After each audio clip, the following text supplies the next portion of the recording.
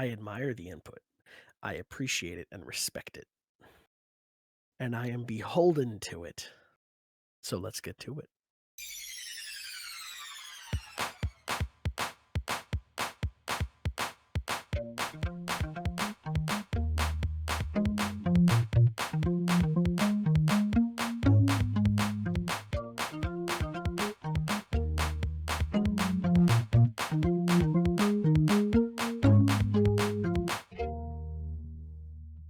Hello, everybody, and welcome to a very special episode of the Indie Book Club. My name is Graydon. I am joined today by the wonderful Alan Muir. How are you doing on this fine, uh, when's this going up? Christmas Eve? The eve of Christmas, the eve to Christmas Eve. So the The 23rd. the eve to Christmas Eve. That sounds good. Yeah, so we are this is a little special episode. It was going to be just an episode, but we delayed it a couple times. I've been under the weather lately. Still kind of am. Apologies for that. However, we're going to make it a special thing for our 12 days of VGU, which you are hopefully keeping up with currently. What would this be in the middle of it? This is technically like early slash middle. Okay. And we've got some special writing things going up, some special videos, some special podcasts. So definitely keep The up day, with. the night after this on the YouTube channel, Josh has a video going out. Oh yeah. The Parasite Eve. Yeah, that's going to be very cool cuz I don't even I know like nothing about Parasite Eve, but I'm excited to just see Josh talk about it because uh I mean, one, when Josh gets passionate about things, it's fun to listen to him talk. Yeah, because you know that some knowledge is gonna get dropped. Oh yeah. And also like he's just he loves Parasite Eve, so it's a good way to learn about that series. So we are here today to talk about a game that but I mean, we a little behind the scenes magic. We both played it like a week ago, but this is Benjamin's Flight, which is the DLC for Thomas Was Alone. I should have been a bit more prepared in when it was released in comparison to the main game. Let me get a little look in here. Thomas Was Alone, which we have been talking about for the past couple of weeks. Please listen to those episodes if you have not yet. It was released in, well, we know it was a Flash game in October 2010. It was released in July 2012. And then if I go to reception, I wonder if it talks about it there. Nope, nope. Gameplay, plot, development. Ooh, development looks like it could be good. All right. Additional content for the PlayStation release was made available for free for owners of the Windows and other versions on June 26, 2014. And then the game was released on all the other platforms on November 2014. So, seems like it was 2 years later we got Benjamin's Flight. We stated last time that you played this on PC because it was free, as I just said, with the game, which is pretty cool. I continued playing it on PlayStation. I had to pay, I think it was $3 for the DLC, but that's fine. And yeah, I mean, what was your overall thoughts on it right from the get? There were certain things I didn't quite understand. That I don't know if there was just some storytelling errors, like things that were just threads that were dropped.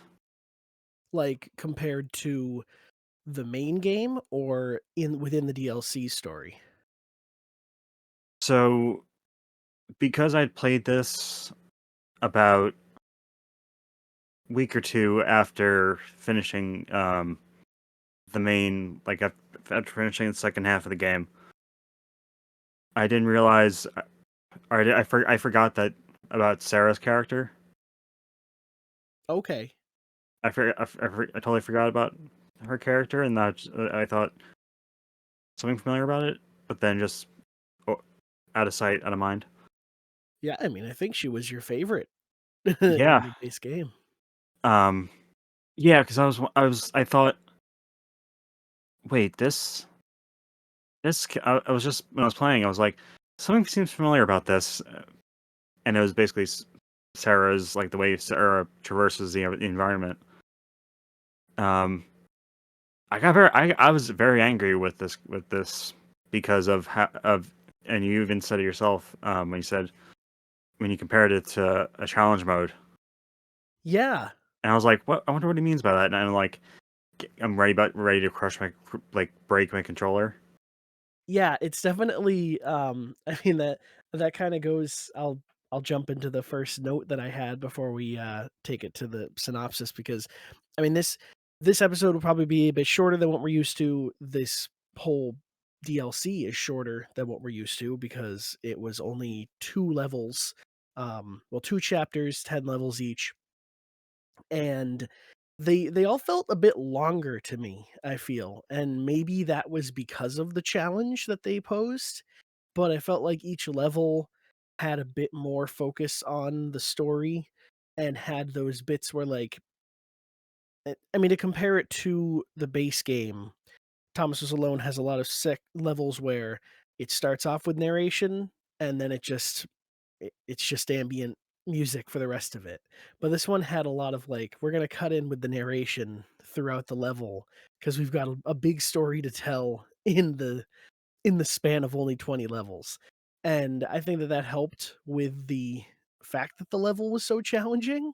I can't imagine what it would have been like if you had to keep restarting the narration every time you died. But yeah, so I mean, yes, I had said to you right off the bat, this may be your challenge mode that you were looking for.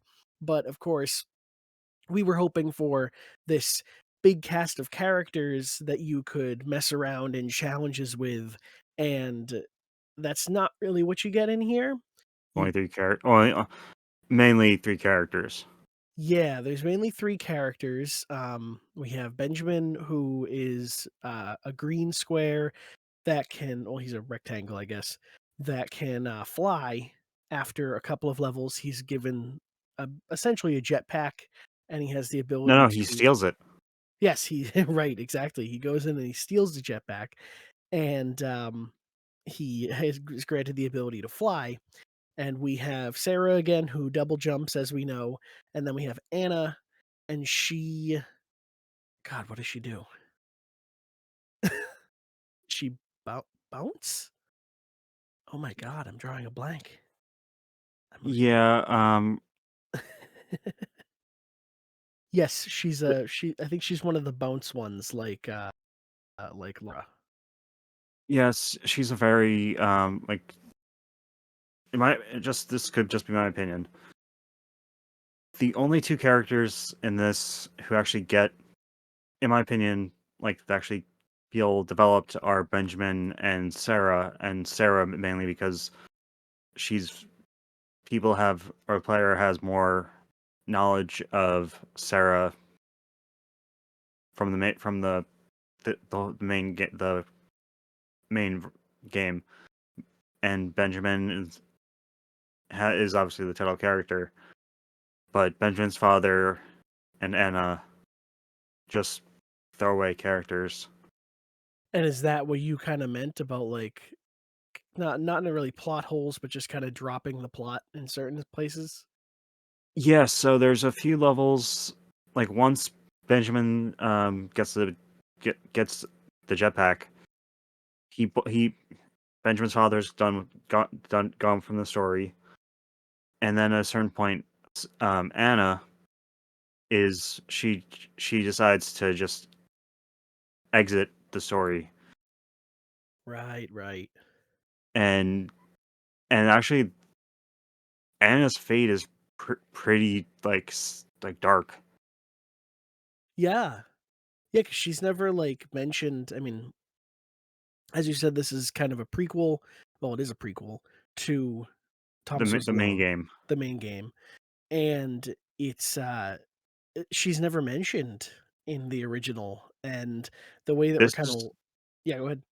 this is more of a prequel to like obviously for the game, but more a prequel for Sarah than Benjamin. Yeah. Yeah, and I had it written down that, like, they along with Sarah there's in the kind of opening cutscene, as I call it, to the second chapter of this DLC, there's a little reference to Thomas, but other than that, there's nothing that really draws it back to the game. So really, this is kind of like if you want more of this platforming, if you want more of a challenge, and you want to see more of Sarah's story, because really it could have been anyone's story. I mean, personally, I would have liked to see, I don't know, like Claire, how she got to the top of that thing she was falling from when we meet her. Like, any one of the other characters could have had a unique, like, how did they get where they were when we first met them? But for some reason, they thought, let's set up Sarah. And I think my disappointment, as I'll get to as the story goes on, is it doesn't really connect story-wise to how she is in the main game. I did see some, like, when I was looking at going back and looking at, Let's Plays to get some questions and stuff, um, I saw YouTube comments being like, "Oh, this really, like, proves why Sarah is the way she is," and I don't see it personally, but, yeah, I mean, let's jump into the first chapter here, and we'll just take a look at the synopsis and talk about it a bit. For as many cycles as he could remember, Benjamin had made the climb with his father. Every time, the glow felt closer, more tangible. Benjamin hoped that one day he'd be able to reach out and touch it. So we have the first chapter called Target. Every year, Benjamin and his father try to make the trek to the fountain. Many cycles after the first level, his father builds him a jetpack, and he's excited to use it to fly to the fountain. Benjamin goes ahead against his father's wishes, and this is where, like, he breaks into some kind of locker and steals the steals the jetpack. I'm not entirely sure. So yeah, he steals the jetpack. He goes ahead. Anna appears, and she thinks she can make it to the fountain alone, but she's seen by Benjamin, and they have to team up. Benjamin intends to make this a quick trip, which I felt was a little like they talk about it for a level or two of like, oh, this is going to be a piece of cake, and that's like some foreshadowing of things not going well. Benjamin and Anna meet up and travel to the fountain together. Eventually, he realizes his father must be missing him. Anna tries to convince him there's too much stopping them. So this is when she starts getting to be like, wary of the journey. She's like, there's just not enough going on. There's not. I don't know what I'm saying. There's just too much there. I think she mentions the pixel clouds, or as I had written down, he's not afraid of clouds, no matter how pixelated they are. So, like, she's obviously told him stories of the fountain and things that can stop them. And he remains cocky and reckless, and they carry on their journey. So that's a chapter. You meet Anna. I did look her up. She's not even a bouncy platform. She's just a horizontal rectangle that you kind of just carry around for most of the game. But she makes for an interesting challenge because you're doing a lot of flying around and trying to navigate tight spaces with a long sideways block that doesn't fit into everything. There's a lot of puzzles where And you kinda leave her on a ledge and stuff. Yeah, go ahead. you can make the case, like the argument that that's Anna's, like that's her, that's her role. Like for Benjamin, like he's going there. Like he's gonna go. He wants to go to the Fountain of Wisdom, and then Anna is like she wants to go, but she's unsure. Like she's or not unsure. She's like as things start getting more and more like as things move along, you get the feeling that like her being the shape she is and it being a challenge maybe represents the fact that she isn't really the right fit, so to speak. No pun intended, by the way. No pun intended. I mean, I think you could also say, and maybe this is what you were trying to say, but she, in having to like carry her around and do a lot of like puzzles where you kind of leave her in one spot, go around and do your thing, and then meet up with her again. It kind She of doesn't shows, add much. yeah, she doesn't add much, and it kind of shows that whole like she'll come with you, but she's not. Not really contributing much. Yeah, her heart's not in it. She doesn't really have this grand journey that she's on because it's not as much about her. She's just kind of bringing up the rear the whole time, and you're the one really going for it. One of the levels in particular that I did want to talk about was that one that's just walls of spikes everywhere. Ah. And I wish I could remember what it was. I have. Oh, yeah. How about that spike level? 10.4. Which one? Okay, about to say, like, which one? There were a lot of levels with spikes. 10.4. I mean, if you look up, I'll attach it to the video, but yeah, if you look up Benjamin's flight, there's like a video right at the top, and 10.4, it's about 4 minutes in, and it's just a mess. It's so many spikes all over the place. You have to do this little thing where you're just like, y- you're just doing these leaps of faith into spikes and hoping that you can catch it in time. But like we said with the base game, the jumps are pretty floaty in Thomas Was Alone lore, and So, it's so not super easy. can I tell you how I was playing the actual, like, how I was playing this level? Please do. Um, like, how there are certain games that, like, from the early like the early days of video games, where like you would, or actually it wasn't even that. I was having Benjamin, like like having him, like, just constantly tapping A, like the A button, rather than like just full on pressing and holding it. Okay. So I was treating him like he was, I was using the jetpack as if it were a, like an early, like an early flight. Hmm. And actually that was a pretty, like, well, I did die a lot. I really liked that whole aesthetic. Yeah. So like right Like from the start, you kind of got the hang of it pretty easily. yeah, That's like good. well, there are certain ones that were, A challenge. yeah, that'd be an understatement. It kind of reminds me, what's that old not it's not Missile Command. There's a game where you're constantly going, it's a side scroller, and you're dropping bombs on like things shooting up at you from the ground, but you have to like tap your flight or you'll go too far or low. Do you remember this? It's like an Atari game. You mean asteroids? No, not Asteroids you stay in one place or you move around the main screen.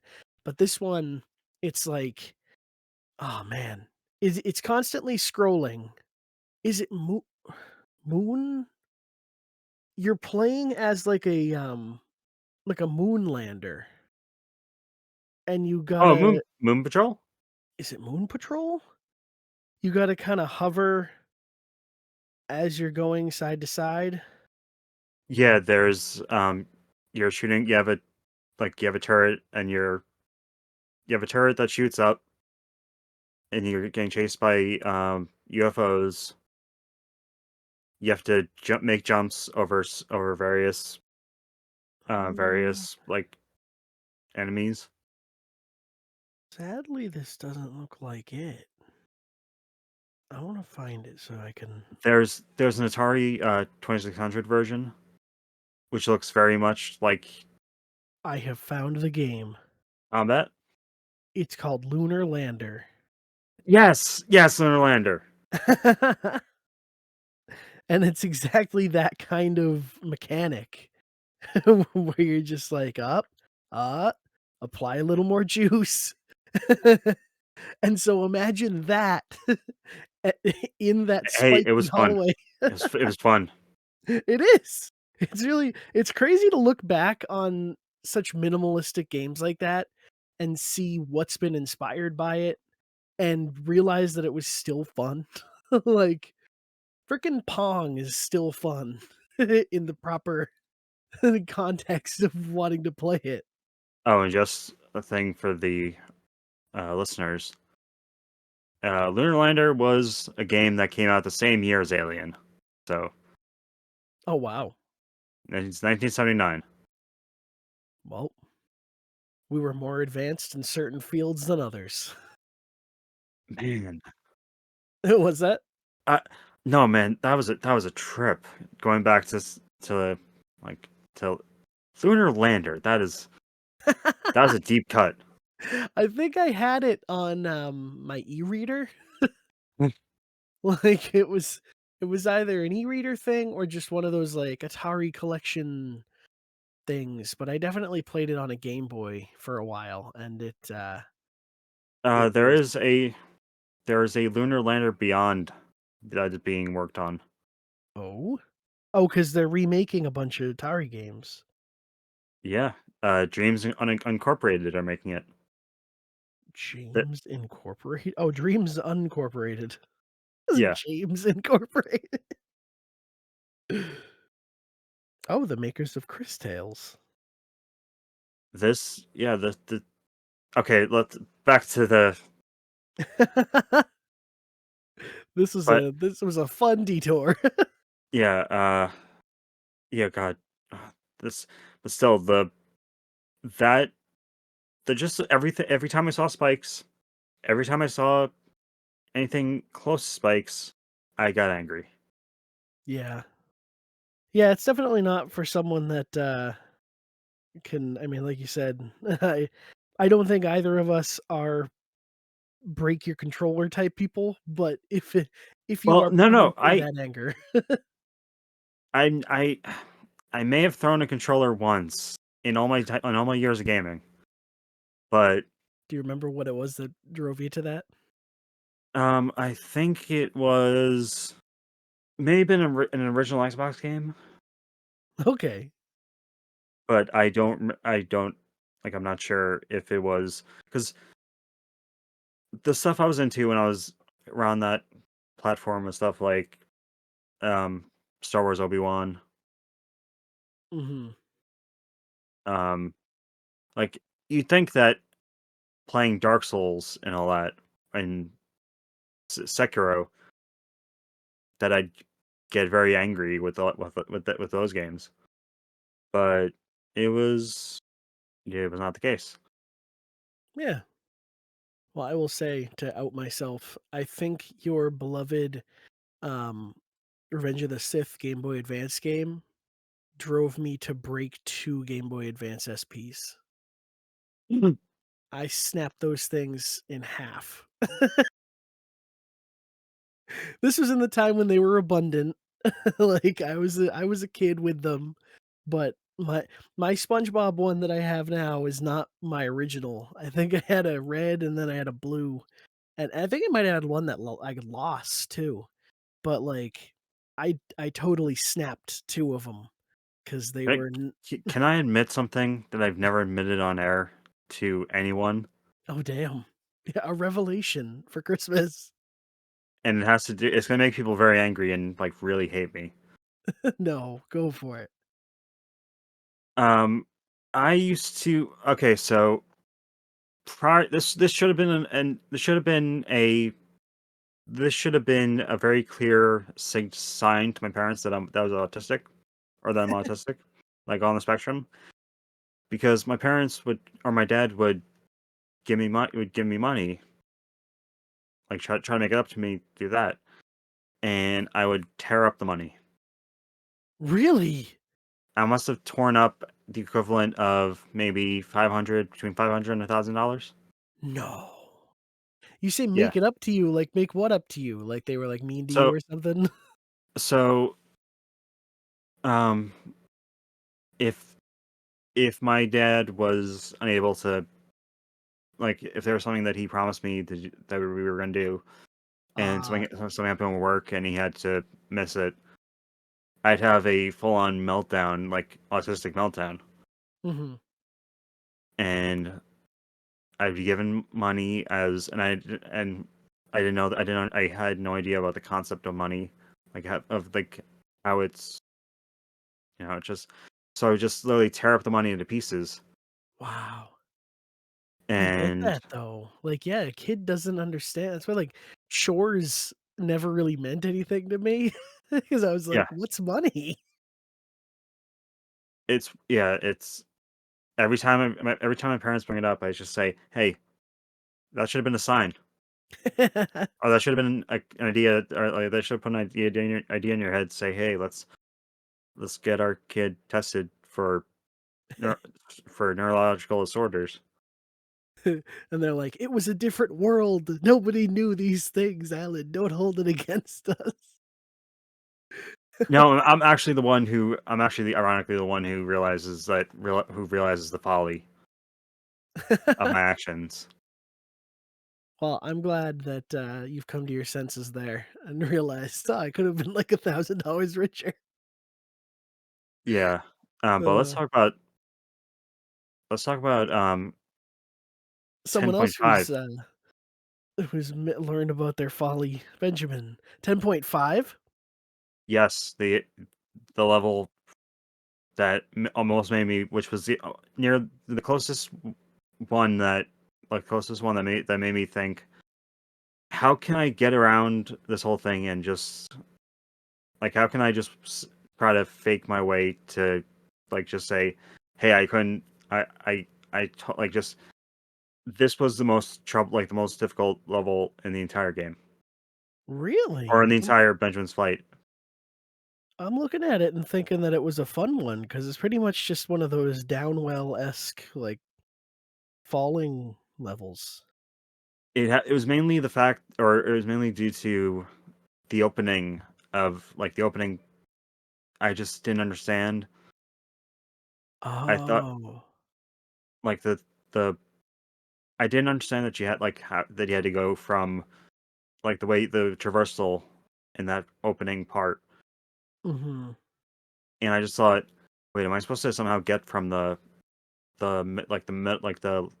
fourth the fourth block to the left to the You were fifth block? falling, weren't you, right? Like, you weren't Yeah, making that jump, you thought you had to go through the spikes. yeah, and ironically, the one right after that, Yeah. actually, that I kind of enjoyed that one. Oh, the level after it? 10.6. Yeah, that's the one with, like, the doors opening, and then there were some spike ones. This is kind of like, Lunar Lander-esque to me, because you gotta, like, really hold it. Like, oh, you gotta just kinda hover, find a way to hover, and, I Yeah, mean, you have that in other games too, but it's just, like, it's all about that learning whether you're using a, what is that, the mouse or a spacebar for you? I think it's spacebar. Okay. So, yeah, either spacebar or for me, it was just X. Um, really learning how to be, what's the word? Conservative with that button.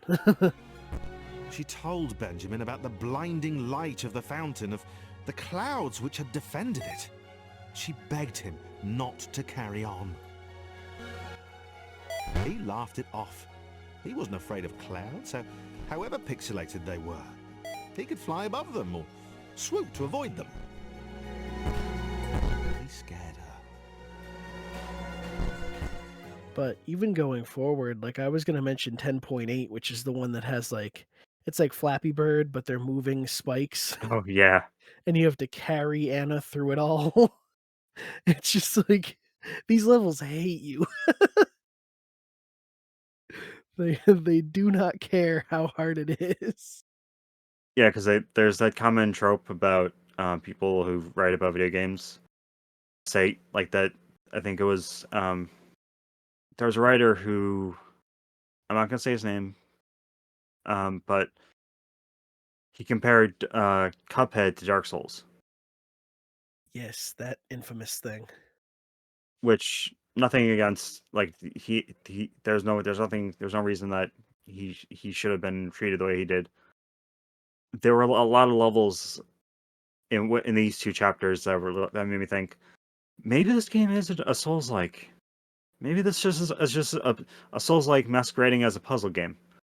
A Why do you hate Souls-like me, Mike Bithell? platformer. I mean, Cuphead would also be a Souls-like platformer. These are these Yeah, are, yeah. a new genre we invented. But yeah, 10.8 is also is another one that I didn't really get I didn't get it first. Mhm. Yeah, that can be the worst with Thomas Was Alone in general, like, if you don't get the layout of the level, like, I enjoy the way that every level opens with showing you the end and then panning the camera to the beginning, so you can kinda get a layout, but even then, like, if you don't know where to start, you're just gonna mess yourself up over and over again, and in this one where there's I mean, when we talked about the main game, it wasn't until, like, chapter 6 or 7 that we really started getting those "you can fail these" levels, and Benjamin is right out the gate like, "Hey, you're gonna need those checkpoints." And that can be challenging. Like I said, these are the most challenging levels in Thomas Was Alone, but they're not the challenge mode that we were really talking about. Yeah, it was interesting to have the like 10.10 for example, to have the parts like the areas where you'd have to try to land like have Anna have Benjamin and Anna uh on a very limited area, on a very limited or a very tight space. Mhm. Yeah, with the water there. Yeah, and then 11 the first 11.1, which sees the return or the introduction proper. Would you say Yeah, yeah. of Sarah? And it remind like looking back on it, it reminds me why I like her character so much because like it just it gives off the enthusiastic, like ready to do this attitude because of how quick and high she can jump. Yeah, no, she definitely fits that power by being just like, "Let's go, go, go." And I mean, they do say that in the narrative sometimes, kind of like, John from the base game, where he can do this in, just a couple of bounds because he can jump so far, but he'll stay back to be with the group. And she's a similar way, like, "Oh, I can do it." Especially when we meet her in the base game, she's just like, "Oh, why do these guys need to help each other? Like, I can just make it to the end." But Yeah, it gives the place the place like the way that each okay again it gives you a sense of understanding how each of the shapes can just simply have their own personality based on how they move around the environment.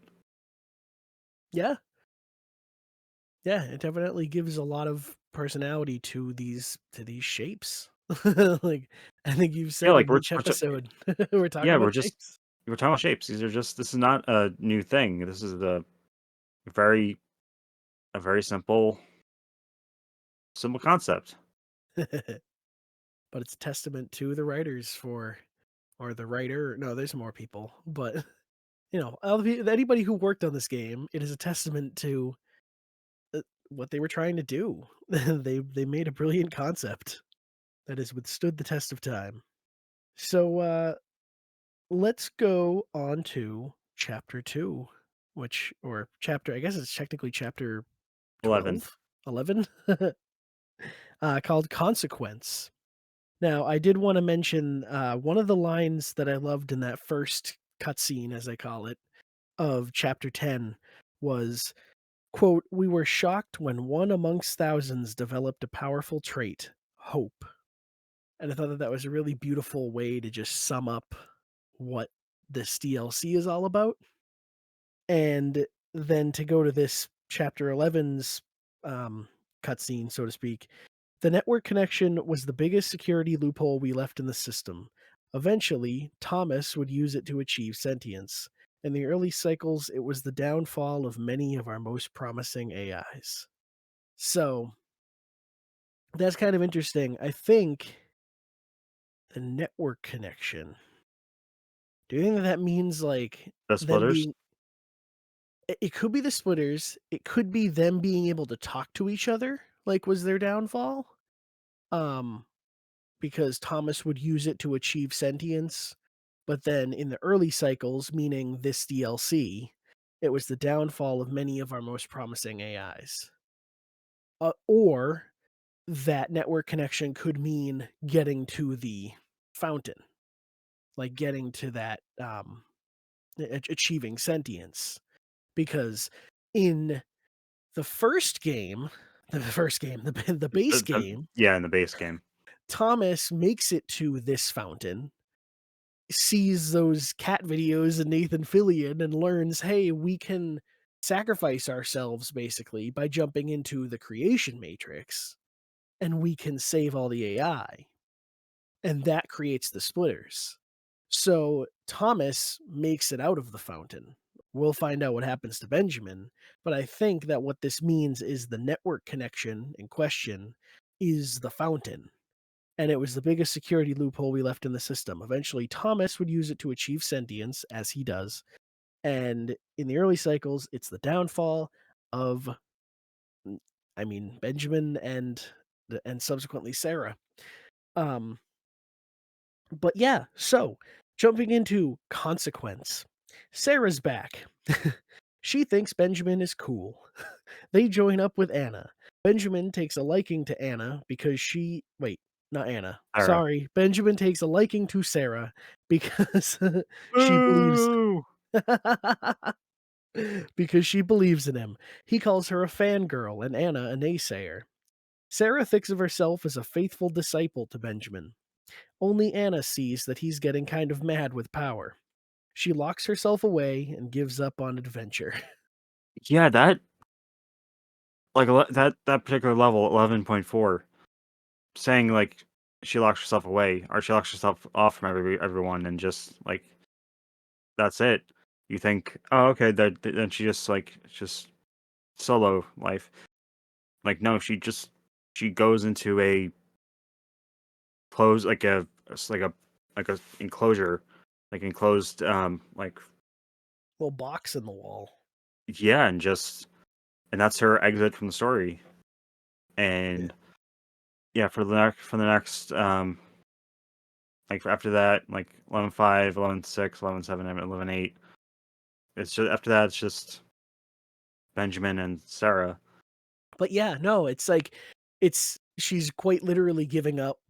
She gives up the adventure. She kind of gives up on life, locks herself away. Who knows what happens to her? Like I said, she's not in the base game, so she just kind of is. And wrote this down near like the end, but I kind of would have liked um if Anna Sarah's character was Lara instead, or even if Anna was Lara, simply because when we meet Lara in Thomas Was Alone, she knows about the pixel cloud.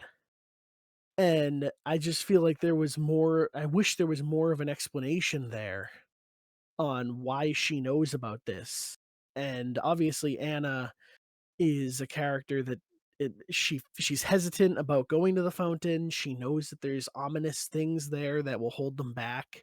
And I think if they made her Lara, A, it wouldn't have been as dark.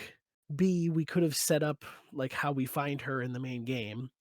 And it just would have gone a bit better with the story. It feels there are certain times where Benjamin's fight feels like it wasn't written with the base game in mind, and it just wanted to be its own thing, and then the connection was an afterthought, like making it a prequel. Did you get that vibe?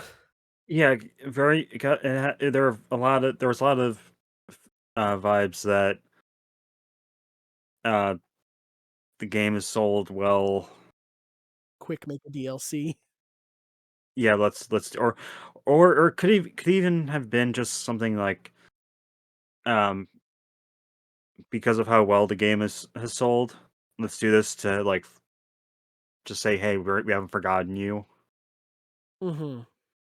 Yeah, I mean, and you can't really complain with it being like it's always been just a couple dollars. I think this is from the back in the day when I mean it wasn't really like Microsoft Points era, but back in the day when DLCs were just a couple of bucks because they were just a couple Microsoft, a couple hundred Microsoft points, like it was just a small little add-on. And I think I might have already owned this because I played it on Vita originally, and I definitely played the DLC back then.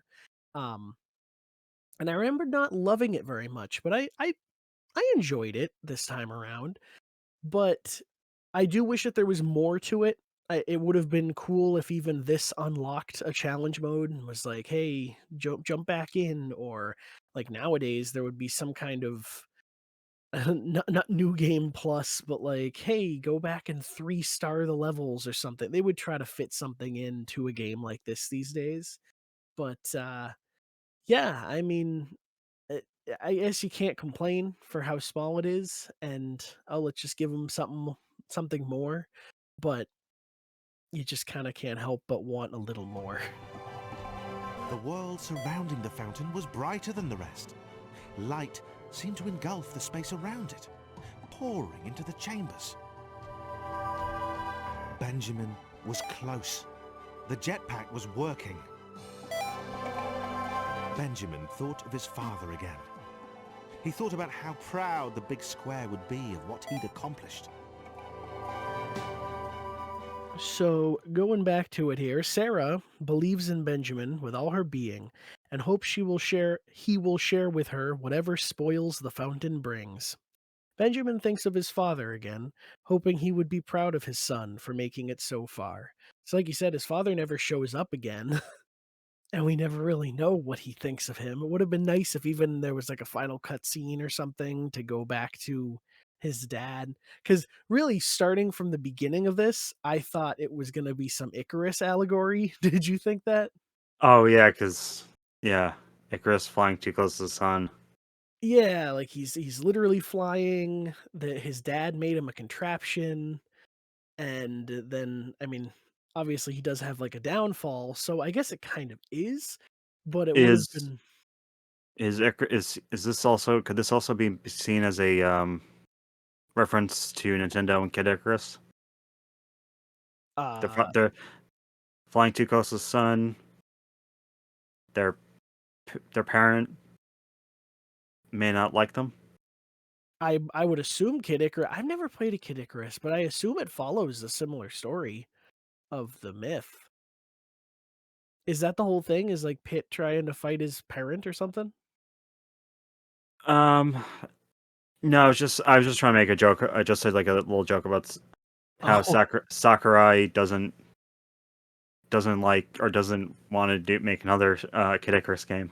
okay. And Nintendo in general doesn't want to make another like every I tend to watch a lot of digital gaming videos and a lot of there I've seen plenty of videos talking about Kid Icarus and like rumored updates. Yeah, it is kind of the black sheep of the Nintendo pantheon. What was the last one? Dark Mirror? Fate? Dark of the Moon? I was gonna say I want to say Dark Alliance, but that's a Baldur's Gate game. And the others were a Transformers sequel and a Terminator Yeah. sequel. So who the fuck knows? I just want, but going back to the topic of Thomas of this expansion update.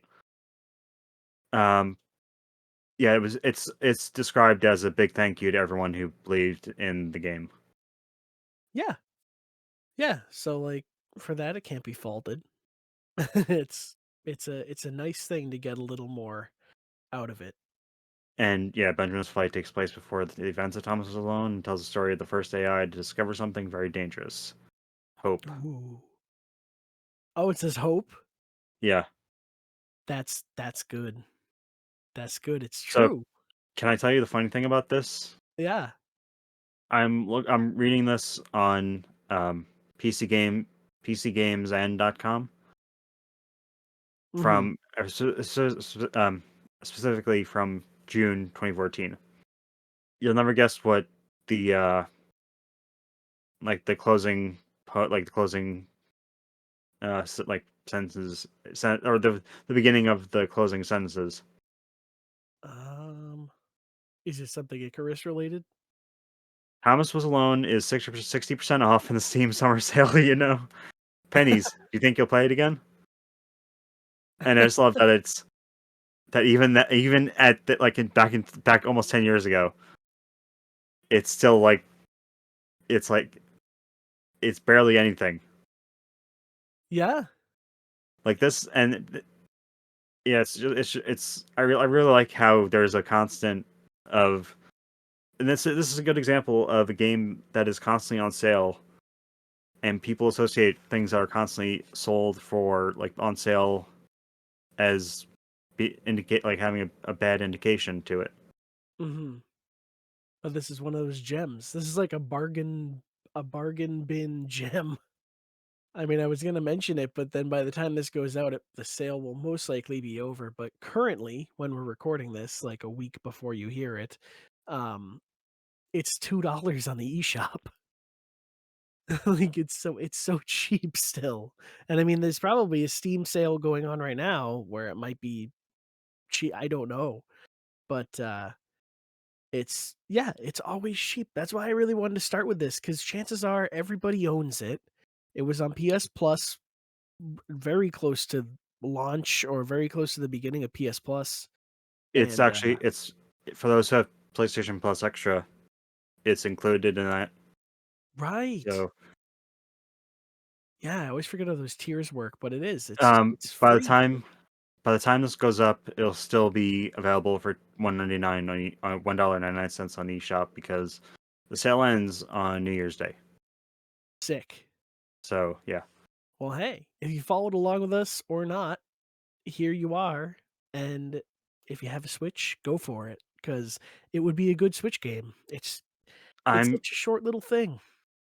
I really want to pick up find a physical version.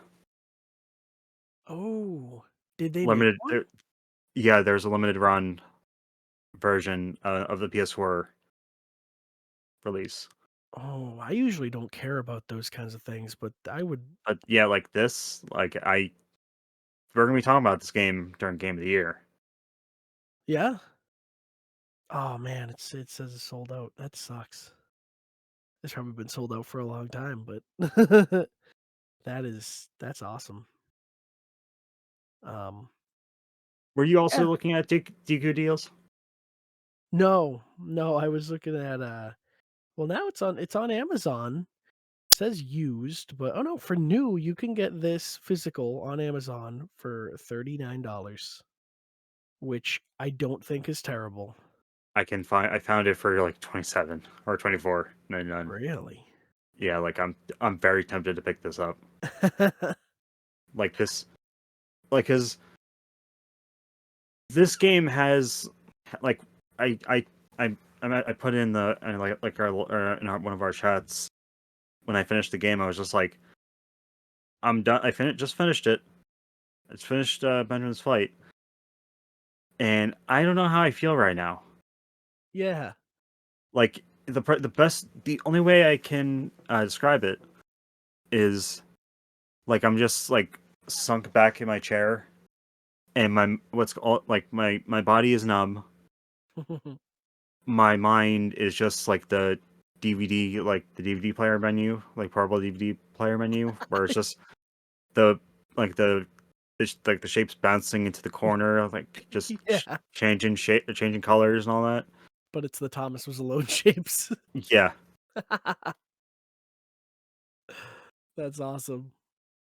I mean, I think it's a good like again, I don't usually care to get physical versions of digital games, but you look at the world we're in right now where things are getting delisted all the time. Like I even went the other day. I know that uh, you can't. Yeah, go ahead. no, I just want to say that while we're recording this, Watchmen got removed from HBO Max. Really? Yeah, I gotta watch that. My dad has that, but I've never seen it. it's really good. I purchased the I have the graphic novel that I've yet to read, but Oh, it's a completely. It's faithful to the story, but it's its own thing. okay. Speaking of graphic novels, I started reading the first Life is Strange one the other night. Nice. Was that the one I was? Is that where the physical version or Yeah, the one? yeah. Keep in The mind, buy. I did gift you and Emmett, I um, know. the digital version I know.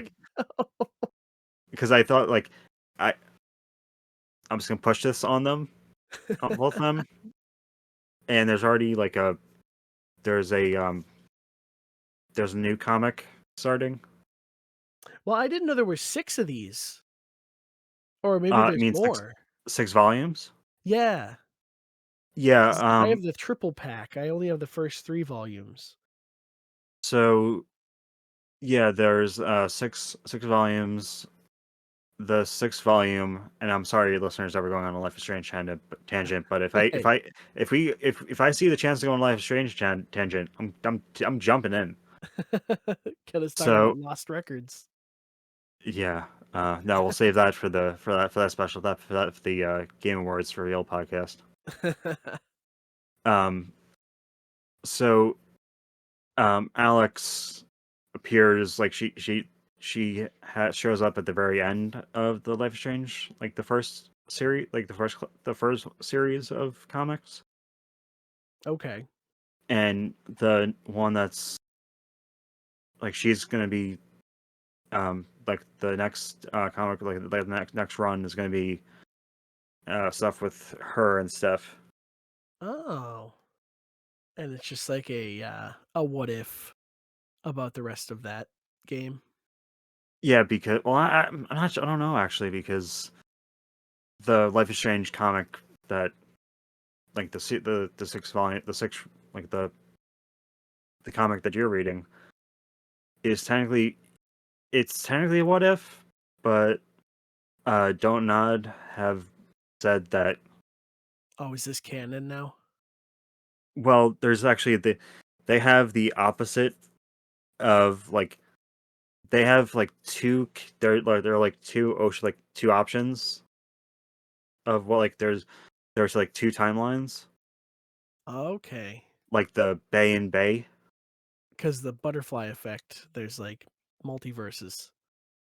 Yes, like, and the first few issues um are very much like showing that Max can like it's basically Max like falling into different like different timelines, Yeah, yeah, I'm noticing that.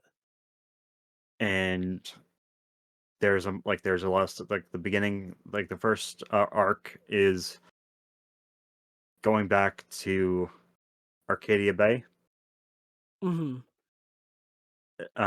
like or no yeah, so I'm going back to Arcadia Bay, and it's actually a really interesting, like really cool way of portraying Max's powers or abilities that works but like can work like works even better in comic book format.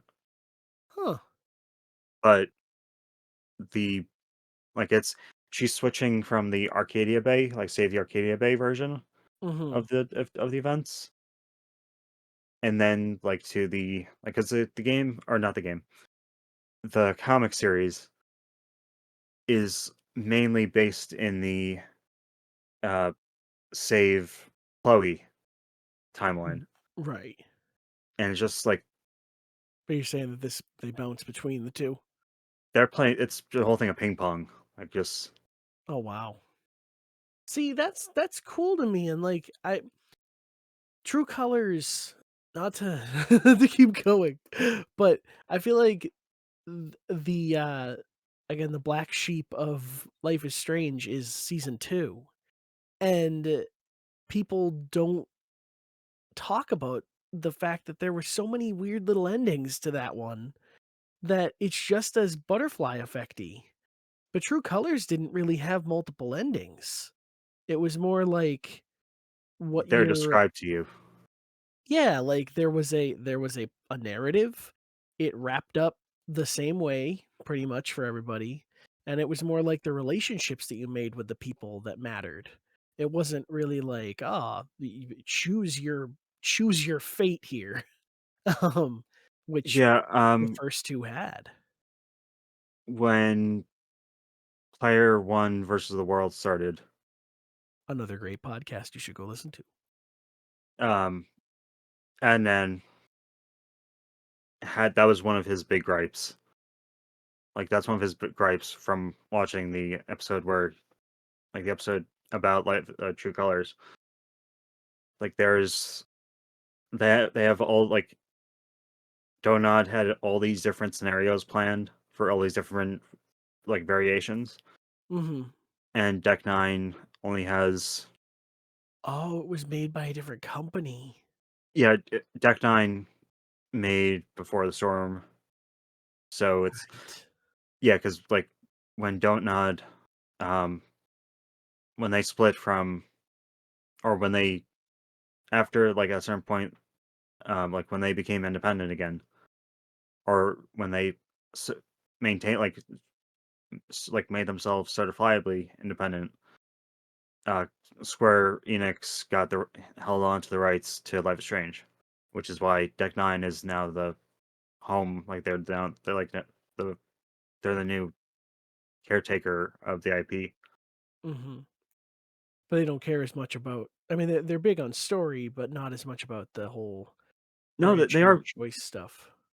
I mean, I haven't played like I've not gotten a chance to play the Deck Nine um Expanse game that they did for Telltale. Oh, right. Yeah, me neither. So maybe I'll hold my tongue on that. Yeah, because like it looks really good. Like, and it's kind of weird seeing that the company that was known that's known for or that has the big association with episodic narrative um stories is working like works is work like worked with a company that also is associated with episodic narrative stories. So Yeah. And tell me why it had different endings, right? uh yeah, oh god, that I wish that is the one game that Forget Thomas Was Alone. That is no, I'm seriously, I'm every day I wake up, I think it's today the day I tweet at Don't Nod to say, please make a physical version of Tell Me Why. Yeah, because I mean, to go back to that initial point, like everything's getting delisted. It would be nice to just have these games to know that you'll have them forever. And I mean, I would happily have a Thomas Was Alone and just keep it like packaged or whatever, and only break it open if the world ends. But at least I have it, like this game that really built what I love about indie games. And Tell Me Why would be another one. Like I had said, I think it would be a really cool physical, like collector's edition. But alas, go and listen to all of the listen. Listen to Player One versus the World and go play all of these Don't Nod games. We may play one. I've been thinking about um Uh, there's a certain LP that was never done for the channel. oh, are you hinting at me? Yeah. I have it. I have it all banked. Oh, you do? I did it. I played True Colors. Okay. I have I have all the footage. I just never I've never edited it because I everything else got the better of me, and but I've got it, and Okay. that's the I didn't know that. I legitimately thought you just didn't have the time to do it. no, no, no, no, Okay. I even recorded it as my first that's my first run through. Everything's genuine. Like It's all there. I just gotta get to editing it. I've been thinking about doing it again lately because unemployment was good to me, and I have had time to edit my backlog of things. Pretty much everything but a couple in memoriams and True Colors. That's all I have left to edit now. So I will get to it soon, and you will find it on the channel. Merry Christmas! You'll find it next year. But yeah, with IBC, I might like to do the first season again. Give me an excuse to get that the Storm edition or whatever it's called, that remaster. Uh, you might want to just stick with the The OG. yeah. It's like it's not like it's actually. I'm not gonna try to talk you out of it getting the upgraded version because that comment of like that joke comment about now you can see everyone crying 4K is actually kind of necessary. So yeah. Well, I thought it was just bad on the Switch version, but if it's bad everywhere, Well, it's not bad everywhere. It's just there are certain bugs. okay. Well, I'll think about it. Maybe we'll just go and play the OG. But if you haven't played it and are interested, Alan played the first season on our YouTube channel a long time ago. Emmett played Before the Storm, and I played season 2. And soon, True Colors will be up there as well. So please go subscribe to our YouTube channel. And yeah, I'm happy that we And found subscribe to Player One versus the World it. because I deeply respect Adnan. Yeah, he's killing it. He's got some great. The fact that he can get these guests on it blows my mind. I just like to think that they're all just sitting there waiting for somebody to interview them. But it's really really cool. Very cool show. Um but what's not cool is how Benjamin's flight ends. So, let's get back to it and see what goes on. Benjamin was blind. He had seen shadows, bright lights, data in innumerable and unimaginable combinations. And then it had gone. He wasn't ready. He sat. There was nothing else to do. He'd try and find his way home tomorrow. So, Benjamin thinks of his father, hoping he would be proud of his son for making it so far. Sarah stays behind as Benjamin jumps into the fountain. As it was for Thomas when he found this. Oh, I said creation matrix, but I don't think that's what it was. It was the fountain. He describes it as beautiful, and it floods him with light and knowledge. But he is left blind, in a maze wandering forever, never to return home again. We end with Sarah left behind. Quote, the fountain had destroyed everything. It had unleashed the clouds. It had blinded Benjamin, physically and metaphorically. God, I wrote like a novel here. She vows to get back there again, this time knowing what it can do. And that brings me to kind of my biggest gripe about Benjamin's flight is I don't think that Sarah had enough hesitation in the base game about jumping into the Matrix at the end. Like, and what I did before we recorded this was I was going through a video of the base game, trying to see what uh, Trying to like in do those. comparisons. Yeah, and like in those final levels of, I forget off the top of my head, the chapter where Thomas and his friends sacrifice themselves at the end. There's a couple levels where it goes to like it bounces between each character. Oh, this person's thinking this person thought this. And I don't know if we ever see, from what I saw, we don't really talk to Sarah. We don't hear her thoughts. And I think that's weird because she's the only one who knows what's going on.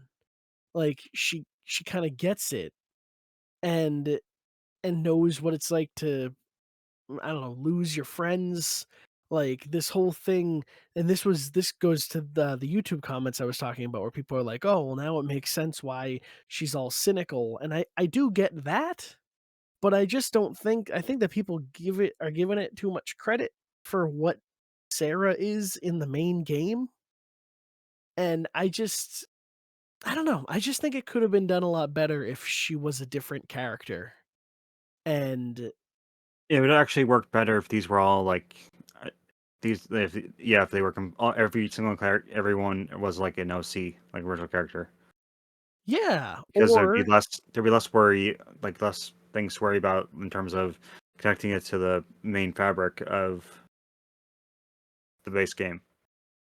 right. Either make it its own thing or put a lot more effort into connecting it. Because what you Because have here is this disconnect. yeah, and it's a bit of a plot hole. Yeah. It kind of leaves you like, oh, all right. And like, I feel for Benjamin. It's extremely freaking sad. Yeah, Like, it's a cautionary tale. it is. It is. But I think that in a way, it I don't want to say character assassinated Sarah, but I mean, you came out of it not liking her as much. Whereas you thought she was great in the first game, in the main game. Am I right there? Yeah, I kind of it kind of felt like if this was like if this was an original character, like someone like a different character with different personality, I'd have different thoughts. Yeah, but this kinda toyed with what you knew about her. You're like, "Oh, man, a character I know," and then it's just like, "Oh, alright." Like, imagine playing Thomas Was Alone right after this now, taking that doing the, uh, prequels before the original trilogy, and just jumping into Thomas now. You would eventually meet Sarah, and she just wouldn't seem the same. I just don't think you'd have as much of enthusiasm for her story when there's a weird disconnect, like I said. So, yeah, that's where we're left. So, I mean, I guess all in all, underwhelming question mark, or what do you think? Um, Considering that this was a free update, or it was a free update and with the impetus being thanking the players for like thanking the customers for buying and like loving the game. Mhm. And that PC games and article I referenced, like Bithell will be. It says this. I'm just gonna read about it. What Jeremy Peel wrote back in 2014. Mhm. Bithell will be implementing, or Steam copies of Thomas Was Alone have already updated all except Linux. Bithell will be implementing a fix for that just as soon as he gets back from the dentist. If that doesn't say everything, if that doesn't say what you need to know about the scale that the game is made in, it would it said that. I mean, it just says everything that this is an indie as an indie game can get. I was just gonna say it's as indie as they come. Yeah, oh, what a beautiful piece of text. We gotta memorialize that. I hope they, like, put that frame that on the wall at Bithell Well, Games. the tweet got deleted, so Oh. maybe if you search, if you try to find the way use, if you try to use it like to, or if you use the way back machine to try to archive it. But if you want, I can send this. I can send the. I can drop the link in. Yeah. Yeah, that's brilliant. I'll tweet that at him or something. No, it really is, like, it's such a I mean, the celebration we've been having here for Thomas Was Alone is that it's such a simple thing, uh, a a unique premise built on something so minimalist, basic, short, barely any, uh, like, not a big thing put into narration, the story, the music. It's so simple across the board, but it really has stuck with me for a decade now. And I mean, affected you enough to make it we're going to talk about in game of the year. It's become your favorite thing that you would put in your what took me so long. Like it's I'm very happy that it has changed you in a way and made you see So, another awesome indie. and there's a reason I was actually originally gonna just say after we finish recording, just I was gonna go, hey, the Life is Strange stuff should be a good it'd be a good thing to put as like a banter Mhm. video, but it's funny that because like Life is Strange, like the first Life is Strange and Thomas Was Alone were equal things. Like of Life is Strange one, back in 2015 when it came out, I I got it every time it went on sale on various platforms because NN would just post about how great it was. And I thought I'll eventually do that one day. I'll eventually check it out one day, and like just get it now and just play it sometime down the line. And when I eventually did play it in 2019, um, Changed your life. yeah, changed because yeah, I played it like I played through all 5 episodes within a week. I literally started the finished episode 1 right before we were recording a LHG podcast. And And then you probably just exploded into talking about it on the podcast. yeah, cuz I was like that's from that point on I was like fully into walking sims. Oh yeah. Yeah, we started eating them up. I was gonna say I was very happy that I got to experience that alongside you because I hadn't played it until you started talking about how great it was. But I'm happy that I knew you at the time that you started falling in love with Life is Strange. But yeah, we were playing Edith Finch. We were playing um what else did we do? Did we play did you play Everybody's Gone to the Rapture? I have that one. Like I have that in my Steam library, but I've yet to play it because like there's certain games I've had to push into 2024 like it's from my backlog. Okay. But I kind of just like with Life is Strange and Thomas Was Alone, I just took it all in. Like if there was a camera look like just if my webcam was on and was showcase like just recording my face like just playing the game, I'd just be just stone faced. But if there was like a monitor or something tracking like like emotional like different rates like Oh, like your heart rate monitor. heart rate monitor, just stuff like that, then there'd be more of a reaction on that rather than a face reaction. Hmm. And as I mentioned, when I finished every first half of Thomas Was Alone, I I was like, I want to get back to it. I need to get back to it. Then when I finished it, I was like, well, I don't even know what to do now. And when I f- and this is not me trying to make a joke. I felt blinded when I after like I felt like I just after finished Benjamin's flight, I exited the game, turned my controller off, and just as I said, sank back into my chair, just mentally exhausted, or mentally done, but in a good way.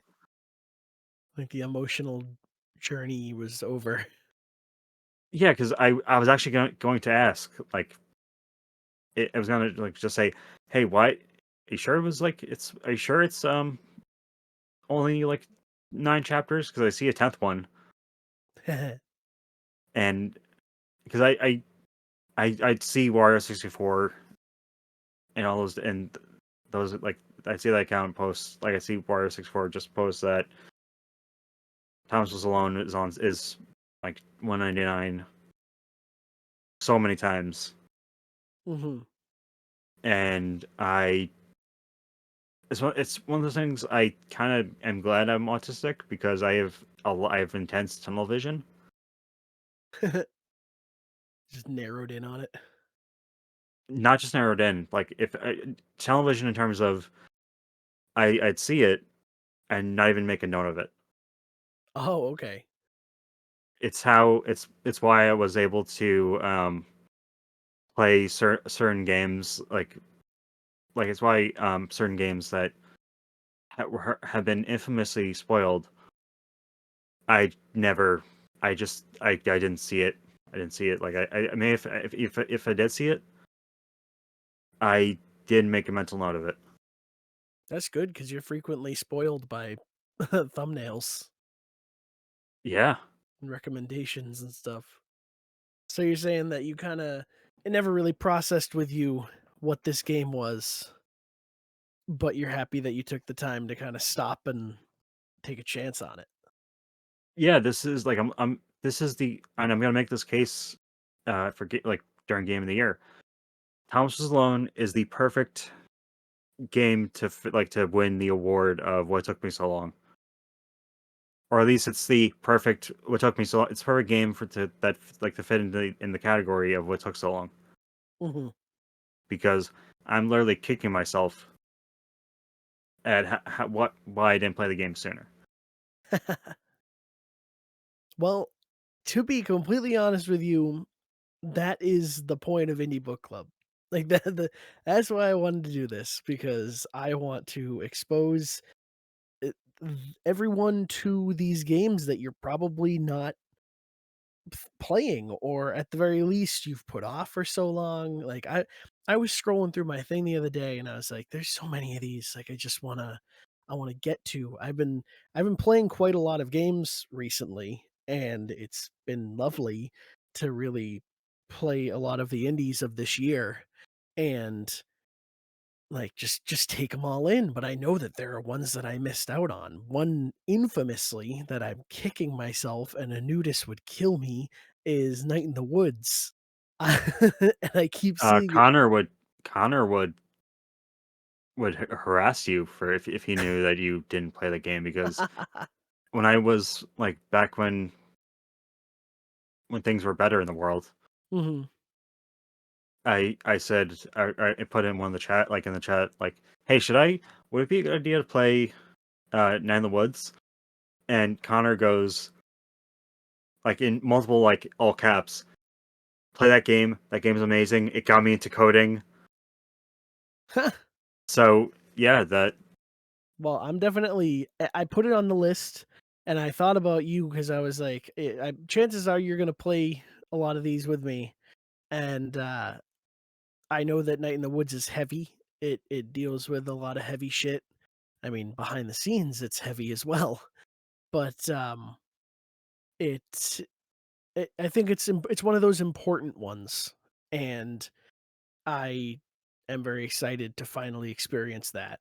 Same with Celeste. I think it's heavy. It's hard to confront sometimes, but it's a very special game, and I hope that we have these opportunities in the future to talk about them and to come back here and explore the space with everyone.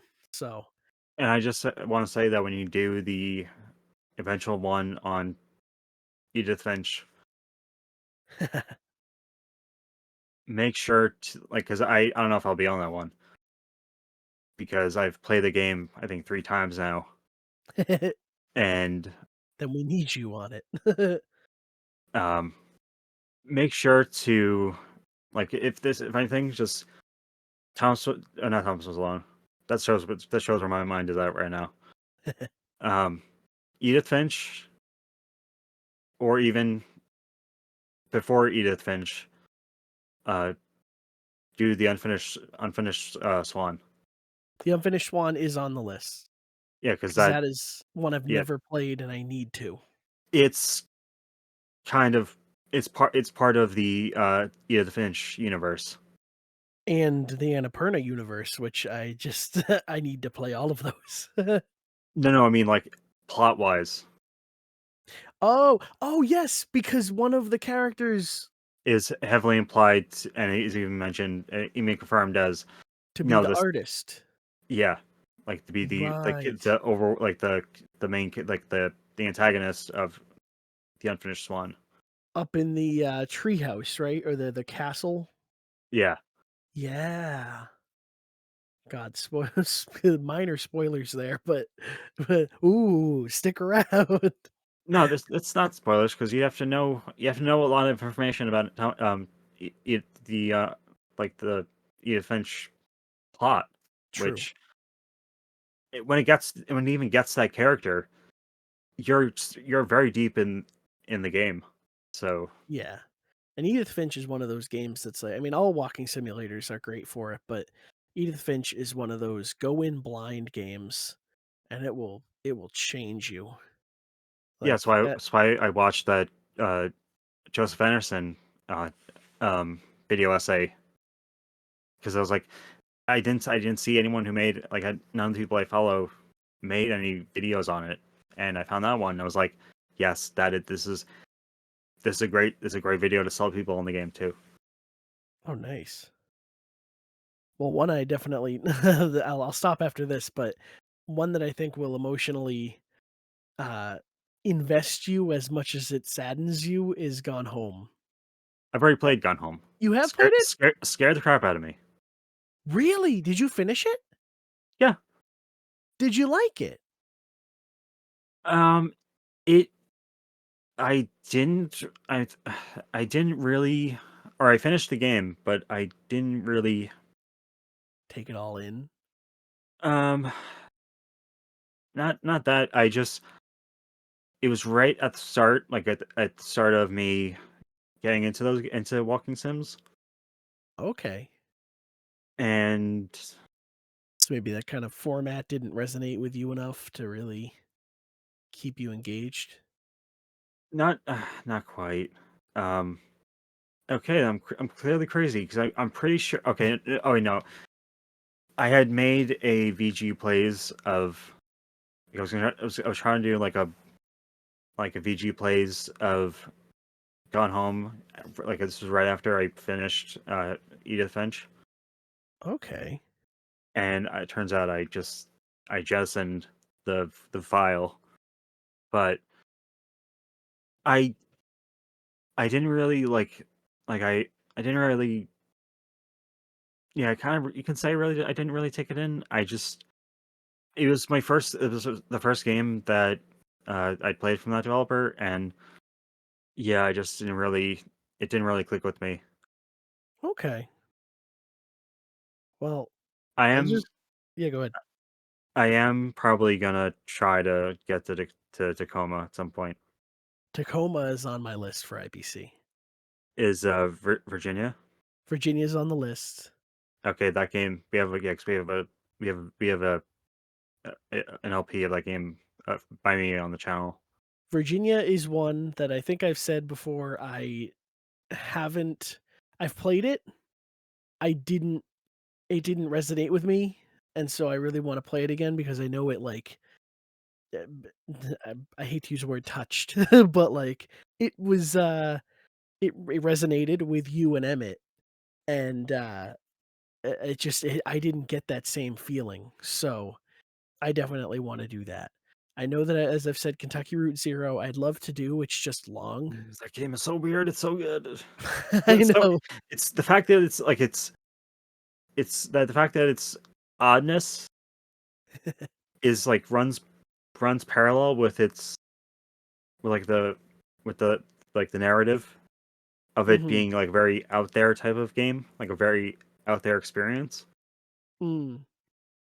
I did play I played a couple chapters of it when it was on Game Pass, and then it left.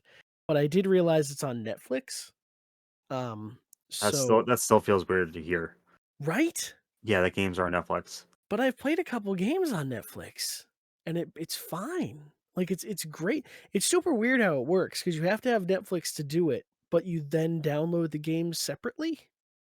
Like, you don't really play them through the Netflix app, but Let's say because like once you're playing, it just gets canceled halfway through, and you just have to deal with it yeah, because and someone give wants to Netflix more go. dollars. Give you're Papa Netflix his money.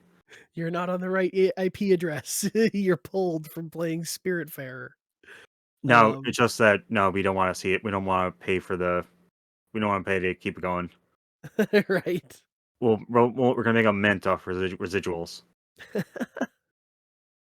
One of the games I played on Netflix this year, I really enjoyed, and I don't know if we can talk about it in Game of the Year, so I didn't. But I'll just say I enjoyed it quite a bit. Okay, tell me when we're done recording because I need to know what Okay. game.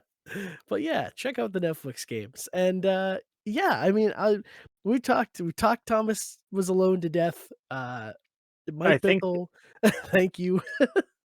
I think the fact that we kept breaking into tangents, kind of like nothing against like the game, but showed that there was is mainly just there really wasn't much to talk about in terms Yeah, of like from a narrative point of view because it it feels like just exactly what it is, like a thank you, like acknowledging the people who bought it, who loved it, and just giving them like some extra stuff to do. yeah, and I'm fine with that. I mean, like I said, I expected this to be a shorter one because I mean, we really went over. I loved the first two episodes. If you haven't listened to them, please do. I think we had a really engaging conversation about it in a similar way to what I was hoping to get out of this podcast and hope to in the future. This one was great because it not only took us on tangents about indie games, but it just kind of it showed what a game like this could inspire. And even if it's just like the storytelling aspect of it, like all of these really great games that we have played and enjoy and would want to experience again because of their stories, like you look at pioneers like Thomas and you think, well, I'm thankful that they exist. So definitely go pick up Thomas Was Alone. Currently it's $2.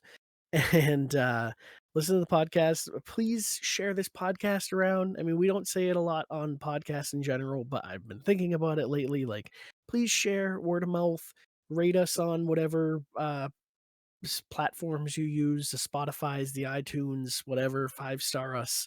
It gets the word out there somehow. And I'm trying to put the videos up as they go. I still have the episode 2 video, but by now when you're hearing this, it should be up on the YouTube. Um, you can check it out for video purposes because I've put some of the what am I saying?